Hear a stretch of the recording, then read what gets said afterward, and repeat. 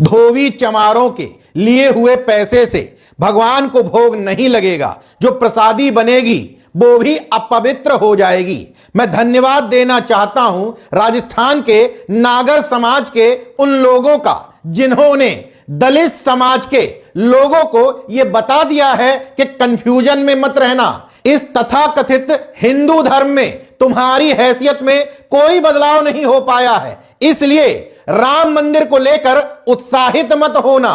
दरअसल राजस्थान के झालावाड़ जिले के खानपुर थाना क्षेत्र के मुंडला गांव के लोगों ने पुलिस अधीक्षक को एक शिकायती पत्र भेजा है। उसमें स्पष्ट तौर पर लिखा है कि पहले नागर समुदाय के कुछ लोग हमसे राम मंदिर और कलश यात्रा के नाम पर चंदा मांगने आए। हमने क्षमता के अनुरूप चंदा भी दिया।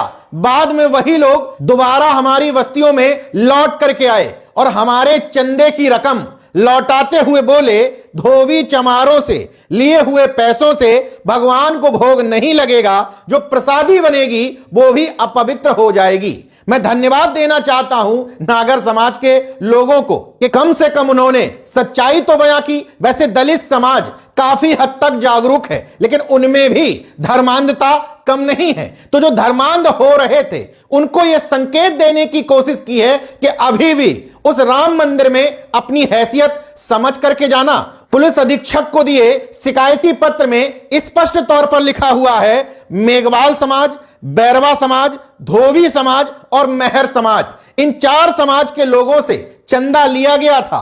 बाद में इनको चंदा लौटाते हुए जाति सूचक शब्दों का इस्तेमाल किया गया। मतलब जो हिंदू बनने की ओर अग्रसर थे उनको यह संकेत और संदेश देने की कोशिश की गई है कि धर्म के दरवाजे तुम्हारे लिए अभी भी खुले नहीं हैं। हालांकि नेशनल जनमत उन तथाकथित राम भक्तों से भी अनुरोध करता है कि यही बात जो आपने इन दलित समुदाय के लोगों को समझाने की कोशिश की है, वही मंदिर में बैठे हुए पुजारियों मठाधीशों को भी जाकर समझा दीजिए कि इन जातियों से पैसे नहीं लेना है, क्योंकि इन जातियों से जो पैसे दान पेटिका में डलवाए जाते हैं उससे आपके पत्थर के भगवान अपवित्र हो जाते हैं। अगर इनको हिस्सेदारी नहीं देनी है, सम्मान नहीं देना है, तो ये ड्रामेबाजी क्यों?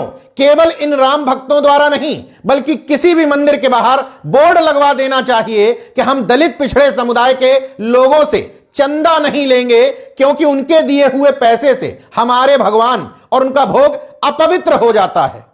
बहरहाल इस तरह की खबरें जब सामने आती हैं तो नेशनल जनमत को इस तरह के तथाकथित पीड़ितों से कोई सहानुभूति नहीं होती है, जो बताते हैं कि हम मंदिर में घुसने की कोशिश कर रहे थे, हमें पीट दिया गया, भगा दिया गया, अपमानित कर दिया गया।